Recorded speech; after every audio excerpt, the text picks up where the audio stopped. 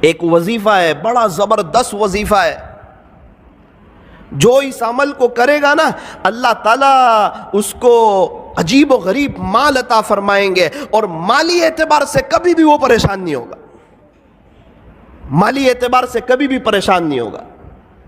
ایک بزرگ کے پاس میں بیٹھا ہوا تھا، وہ یوں کہہ رہے تھے کہ بیٹا میں نے 35 ملکوں کا سفر کیا، نہ میں نے 1 روپیہ خرچ کیا، نہ 1 روپیے کا کسی سے سوال کیا۔ میں نے کہا حضرت کیا کرتے ہو؟ بولے یہ وظیفہ کرتا ہوں۔ میں نے کہا اچھا۔ میری مدینہ منورہ میں پڑھائی چل رہی تھی، میرے شیخ نے جب میری پڑھائی ختم ہوئی تو ایک ڈائری لے کر آئے، قلم لے کر آئے، مجھے کہا بیٹا لکھ یہ وظیفہ۔ میں نے لکھ لیا، اور طے کر اس کو کبھی ناغہ نہیں کرے گا، اللہ مالی اعتبار سے کبھی بھی تجھے کسی کا محتاج نہیں کرے گا۔ میں نے لکھ لیا، حضرت نے لکھایا، میں نے لکھ لیا۔ پھر ایک بات کہی تھی کہ بیٹا یہ وظیفہ بڑا زبردست ہے، لیکن بے طلبوں کو مت بتانا، جس کے اندر طلب ہو اور جو اس کی قدردانی کرتے ہو اسی کو بتانا۔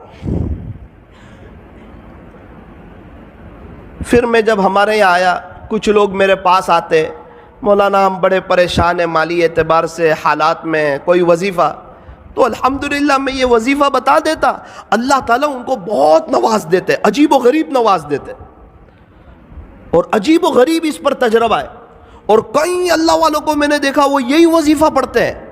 پھر ایک بار تو میں بڑا تعجب میں رہ گیا کہ یہ وظیفہ کسی اللہ والے کا، کسی شیخ کا بتایا ہوا نہیں ہے۔ ایک صحابی نے ہمارے نبی سے کہا تھا کہ پیارے نبی جی دنیا نے مجھے چھوڑ دیا ہے، یعنی میرے پاس کچھ ہے نہیں۔ اس وقت ہمارے نبی نے یہ وظیفہ دیا تھا اور یوں کہا تھا کہ آپ فرشتوں والی تسبیح کیوں نہیں پڑھتے، اور یہ بتایا تھا تسبیح سبحان اللہ وبحمدہ، سبحان اللہ العظیم وبحمدہ استغفر اللہ، اللہ اکبر کبیرہ، سبحان اللہ وبحمدہ، سبحان اللہ العظیم وبحمدہ استغفر اللہ۔ پیارے نبی سے وظیفہ سنا، راوی فرماتے ہیں کہ پھر ایک مدت تک وہ نظر نہ آئے، جب دوبارہ نظر آئے تو انہوں نے بتایا جس کا خلاصہ یہ ہے اللہ نے مجھے اتنا نواز دیا ہے کہ میں بتا نہیں سکتا۔ یہ عجیب و غریب وظیفہ ہے۔ ایک شخص مجھے کچھ وقت پہلے نوساری میں ایک جگہ ملے، سید تھے، مجھے کہنے لگے مولانا کچھ وقت پہلے آپ ہمارے گھر آئے تھے، آپ نے ایک وظیفہ بتایا تھا، میں نے آپ کو اپنی پریشانی بتائی تھی، آپ نے ایک وظیفہ بتایا تھا، الحمدللہ 2 دن سے میں نے شروع کر دیا ہے۔ میں نے کہا یار میں نے بتایا تھا 3-4 مہینے ہو گئے، آپ نے 2 دن سے شروع کیا۔ مولانا آپ کو نہیں معلوم، آپ بتا رہے تھے، پردے کے پیچھے سے میری بیوی یہ وظیفہ سن رہی تھی، اللہ کی شان اس نے پابندی سے کیا، ابھی اس کے 36 لاکھ روپے آ رہے ہیں، تو میں نے بھی شروع کر دیا۔ میں نے کہا یار آپ عجیب آدمی ہو۔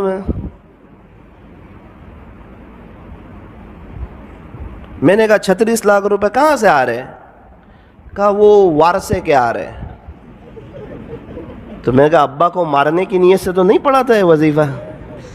بولے نہیں، ان کے ابو کا تو بہت پہلے یہ انتقال ہو گیا تھا، لیکن مولانا زمین کا اتنا خطرناک مسئلہ تھا کہ یہ کبھی بھی حل ہونے کا نام لیتا نہیں تھا، اور ہم لوگ بھی نا امید ہو چکے تھے کہ اب یہ مسئلہ جو ہے یہ کبھی بھی حل ہو سکتا نہیں ہے۔ لیکن میری بیوی نے یقین سے پڑھنا شروع کیا، اللہ کی شان مسئلہ حل ہوا، اس کے 36 لاکھ روپے آ رہے، اور اللہ کا شکر ہے 2 دن سے میں نے بھی شروع کر دیا ہے۔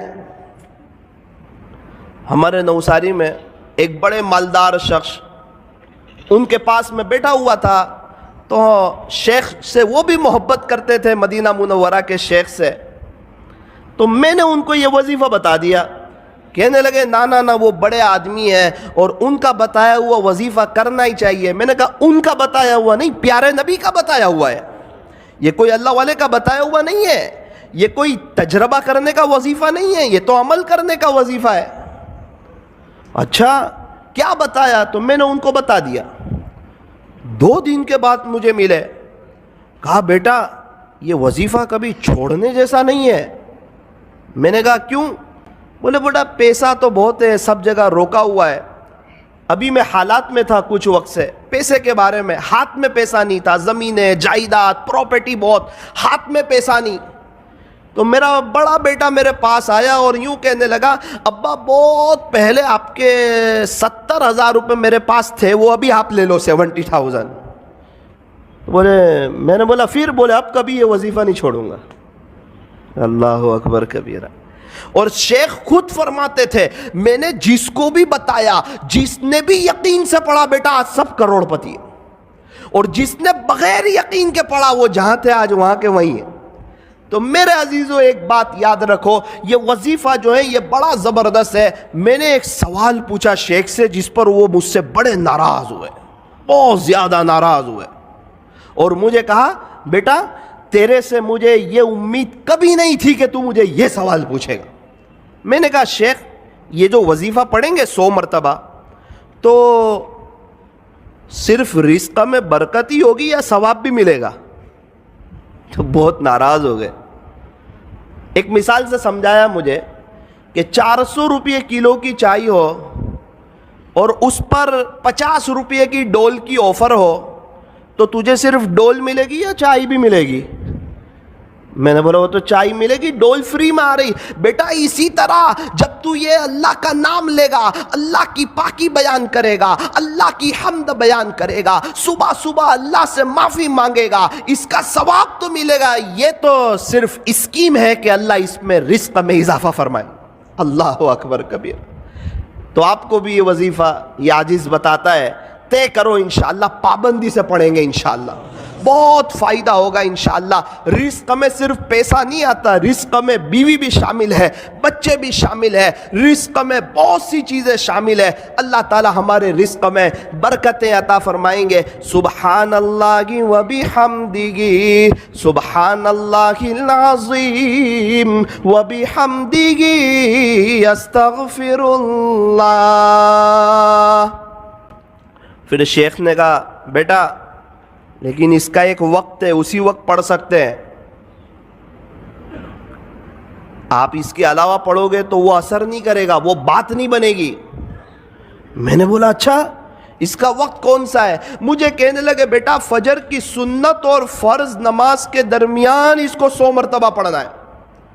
فجر کی سنت اور فرض نماز کے درمیان اس کو 100 مرتبہ پڑھنا ہے. میں نے کہا حضرت اگر اس وقت کوئی نہ پڑھ سکے تو مجھے تعجب سے دیکھنے لگے کہ اس کا اپنا ہی مسئلہ لگ رہا ہے. مجھے کہنے لگے بیٹا جب تک فجر کی نماز کا وقت رہتا ہے, صبح صادق کے بعد سنت پڑھ لیں, اس کے بعد سے جب تک فجر کی نماز کا وقت رہتا ہے وہاں تک یہ پڑھو گے تو یہ اپنا اثر عجیب اور غریب انداز میں کرے گا.